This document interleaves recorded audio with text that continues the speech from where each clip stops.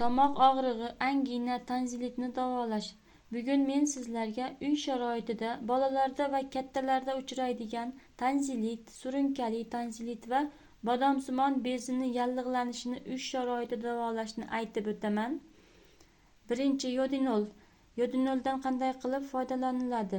5 yoshdan oshgan bolalar uchun 1 osh qoshiq yodinolni 1 stakan suvga aralashtirib, shu eritma bilan kunda 3-4 marta tomoqni chayish kerak.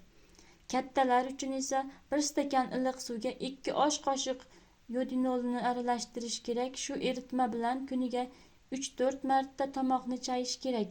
Undan so'ng 15 daqiqa davomida hech narsa iste'mol qilmaslik kerak.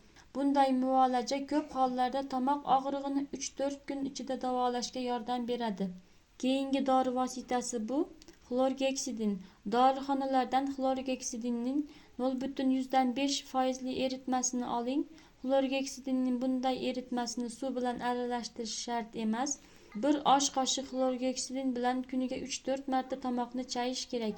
Davolash kursi 3 kundan 14 kungacha.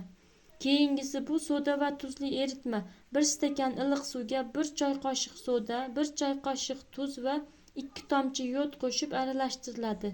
Shu eritma bilan kuniga 4-5 marta tomoqni chayish kerak. Davolash kursi 5 kundan 14 kungacha. Keyingi dori vositasi bu evkalipt nastoykasi. 1 stakan suvga 10-15 tomchi evkalipt nastoykasidan qo'shib aralashtirib kuniga 3-4 marta tomoqni chayish kerak. Davolash kursi 10 kungacha. Keyingi dori vositasi bu aloe sharbati. Dorixonalardan aloe sharbatini olib, uni kuniga 1-2 marta 1 choy qoshiqdan og'izda biroz ushlab turib, so'ng yutib yuborish kerak. Davolash kursi 2-3 haftagacha.